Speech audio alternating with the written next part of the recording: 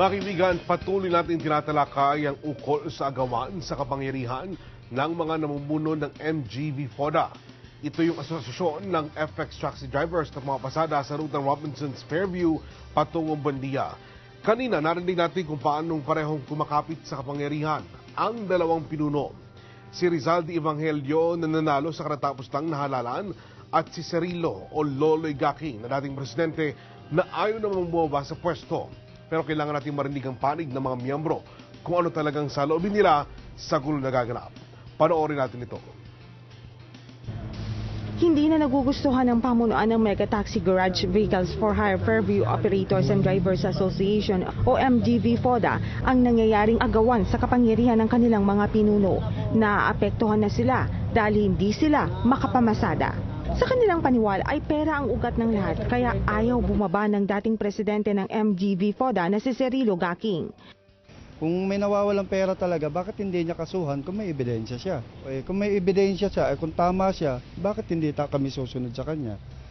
Ang nangyari, after 2 weeks, kinasuhan si Rizal de Evangelio ng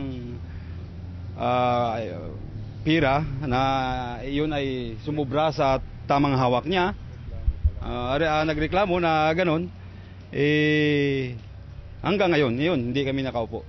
Ginawa niya lang ground yung kaso para hindi makaupo yung si Rizal de Evangelio. Nung siya ang presidente, ito si Rizal de is treasurer. Ngayon bilang treasurer, tiningnan niya na mayroon daw dinispalko na pera ito na nagkahalaga ng 200,000 mahigit. Yun ang sabi niya. Pero, ang sa amin naman, mali na yung ginawa niyang proseso. Kasi dapat, bago mag-eleksyon, dapat kinasuhan niya na si Rizal de Evangelio para hindi makatakbo.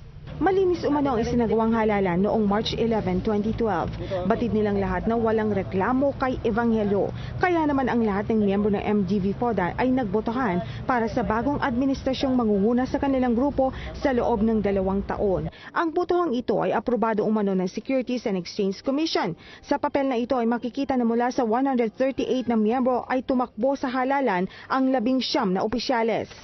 Mula sa 19 ay pipiliin ang 5 may pinakamaraming boto dahil sila na ang siguradong pamunuan ng MGV-FODA. Muling nagbotohan ng 5 nanalo para naman sa pwestong President, Vice President, Secretary, Treasurer at Auditor. Si Rizal de Evangelio ang nanalo bilang Presidente.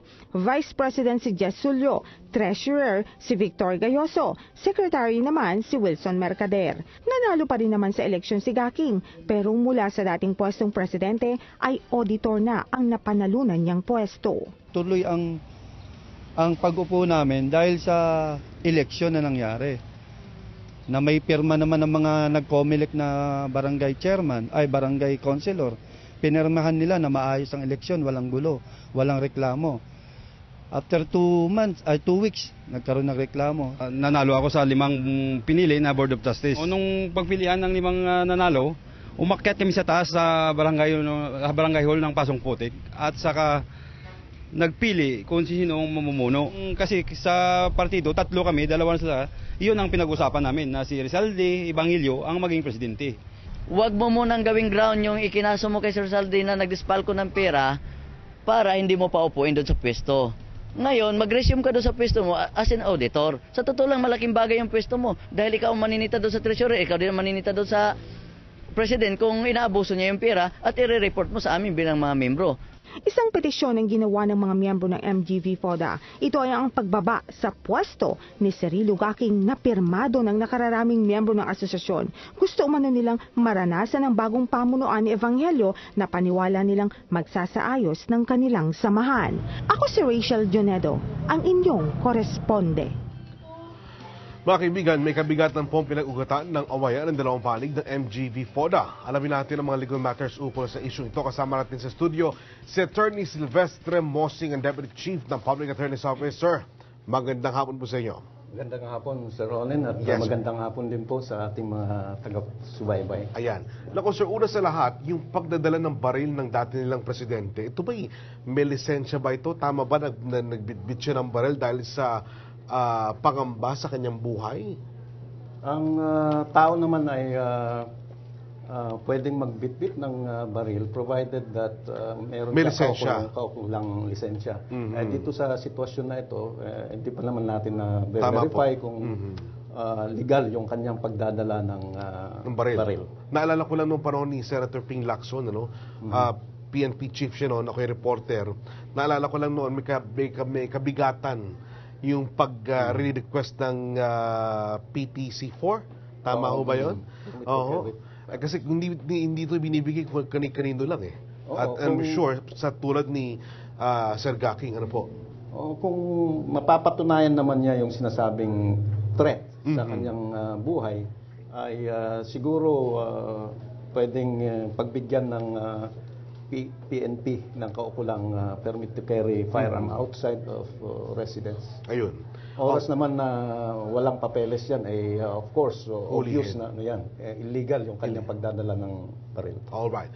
Kapwa sir, may petition yung grupo ni Gaking at Ebanghelyo. Yung kay Gaking sir na nag-aakusa ng katiwalian laban kay Ebanghelyo at yung kay Ebanghelyo na nagpapakita na marami talaga sumusuporta sa kanya. Oo. Sa palagi po ninyo sa dalawang petisyong ito, sa dalawang grupo, sino ba papanigan ng regulasyon natin ukol dito?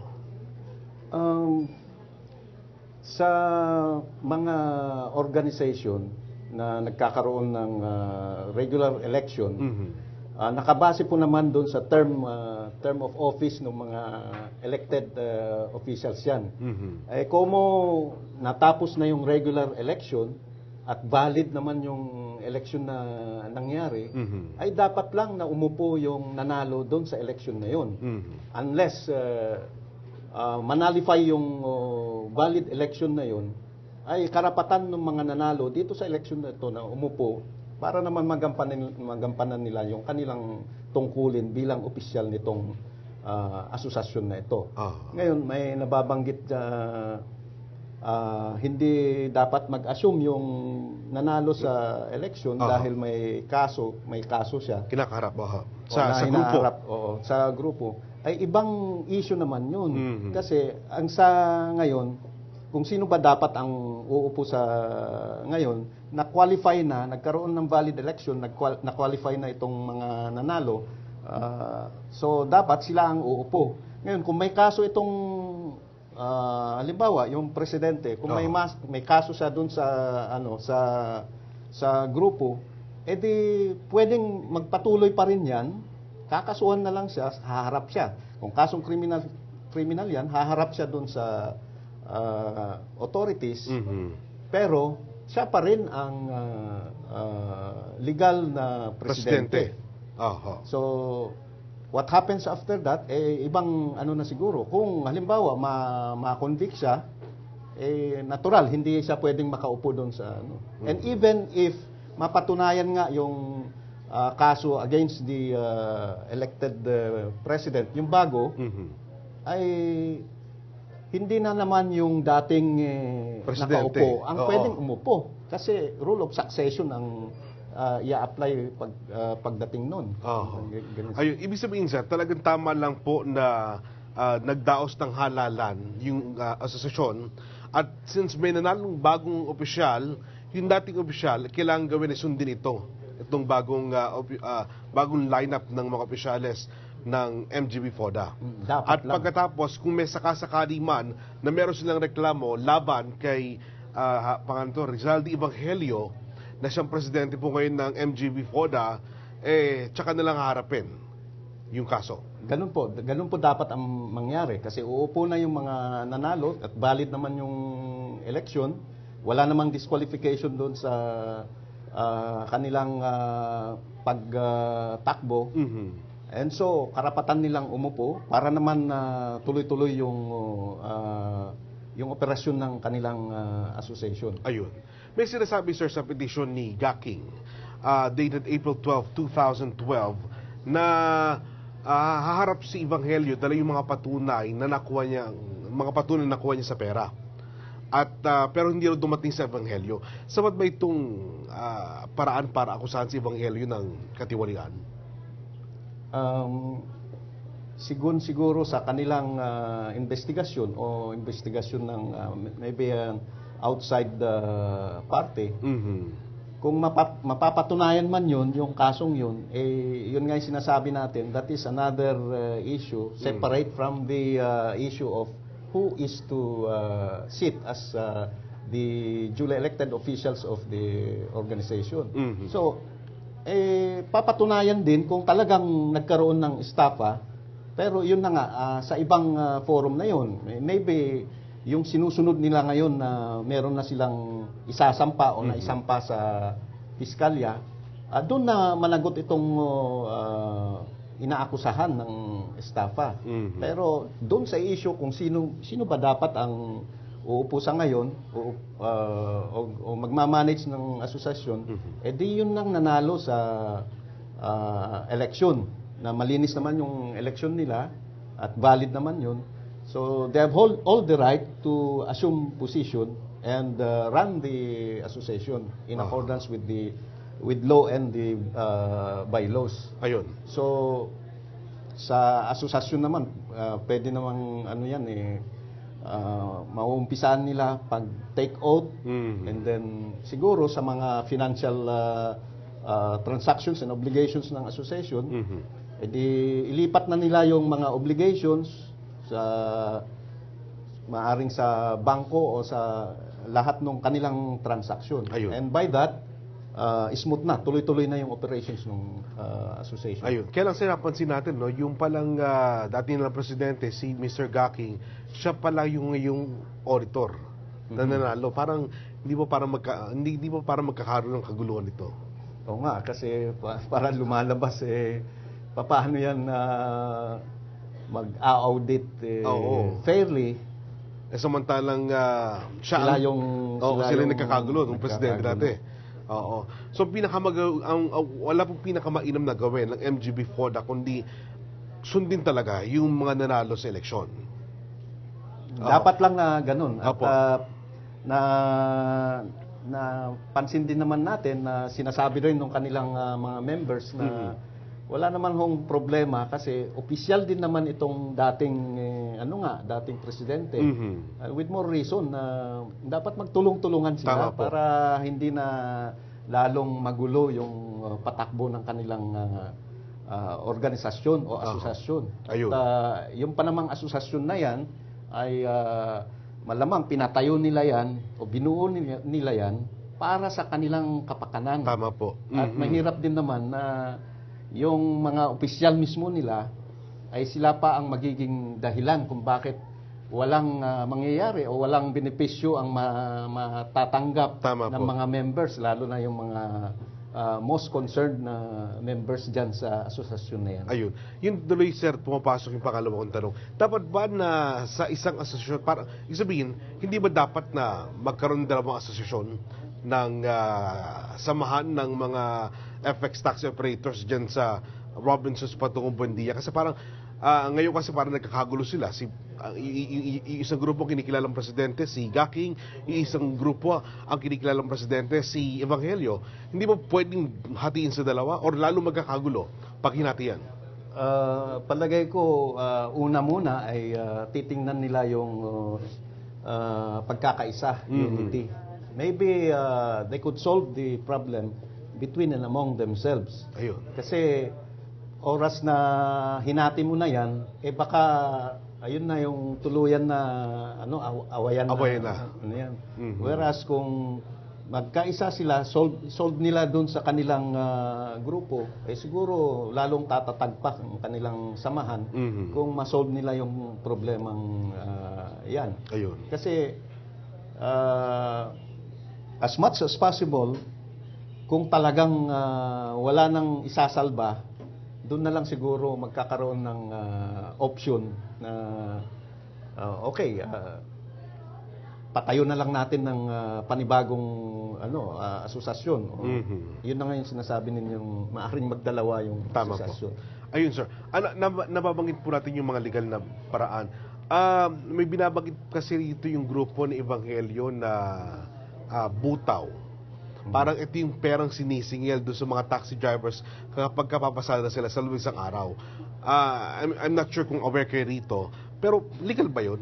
Yung bang paniningil ng butaw o yung pagkuha ng pera mula sa mga taxi drivers talagang pinahihintulutan ng batas? Sa mga asosasyon o organisasyon, meron din naman po yung sinasabing membership fees, membership dues. Kung itong butaw ay Sinisigil everyday, sir. pwede nating sabihin dues or fees, at yun po naman ay napapaloob sa kanilang bylaws at napag-usapan nila yan, pwedeng valid yun. Ayun. At alam din natin na itong mga organisasyon na kagaya nito ng MGB FODA ay may nature din ito na parang kooperatiba. Ayun. May mga investment sila. May kasi pag lumaki yan, nagkakaroon sila ng pondo, doon kukunin para doon sa in that sense, kung yan ay investment ng bawat member, edi legal na collection din yan. Tama po. Yung butaw na butaw tawag. Alright, sir. Nako, ano po may papayo nyo kay Gaking, sir, at kay Evangelio? So, sa grupo mo na ni Gaking, anong pinakamainam niyang gawin dito sa nireklamo niyang ito? Okay. Yamang dati rin naman siyang Presidente. presidente ng asosasyon na ito, ay siguro naman ay lalong napamahal yung asosasyon doon sa kanya. Tama po. Wala din naman po sigurong problema dahil nagkaroon ng eleksyon at ganyan talaga ang asosasyon, organisasyon. Pag nagkaroon ng eleksyon, yung mga nanalo, sila yung susunod na magmamanage ng asosasyon.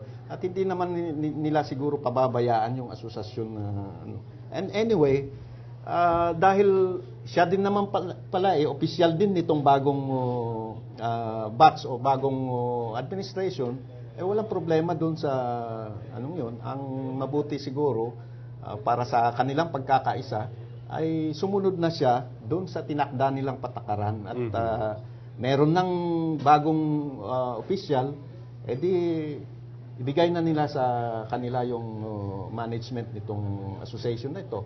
And then, later on, siguro, pagka may pagkakataon, ay siguro pwede naman siyang kumandidato uli. So, at dito naman sa mga Grupo ni Evangelio, sir. na nanalo, well, you have rightfully been elected as the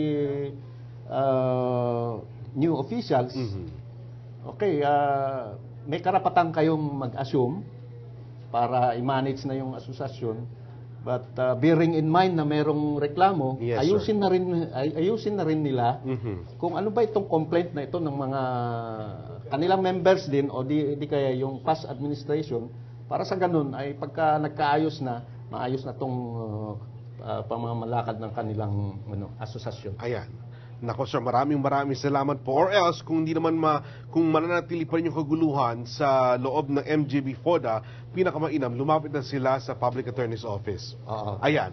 Puntahan niyo po si Deputy Chief Attorney Silvestre Mosing ng Public Attorney's Office. Sir, nako, maraming salamat po sa oras na ipinagkaloob niyo sa amin. I'm sure yung mga nakikinig sa atin at nanonood po sa atin ay naunawaan itong problemang ito dyan sa bahagi ng MGB FODA.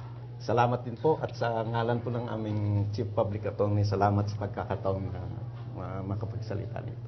Thank you so much, sir. Sa mga nais naman makapag-ugnayan sa Responde Tugon Aksyon ngayon, narito ang aming mga contact details.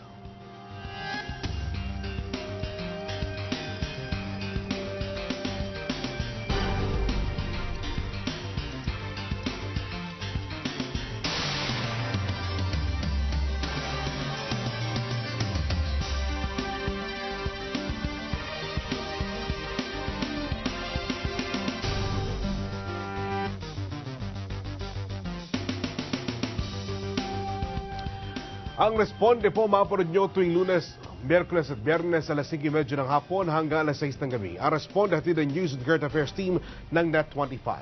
Ang serbisyo publiko po hindi namin pinaghihintay. Yan ang aming paniwala, kaya kami narito upang maging madali ang tugon aksyon. Ngayon, ito ang responde na nagsasabing kung walang magsusumbong, walang mananagot o masusuplong. Magandang araw po. Ingat po kayo, magkita tayo sa Lunes.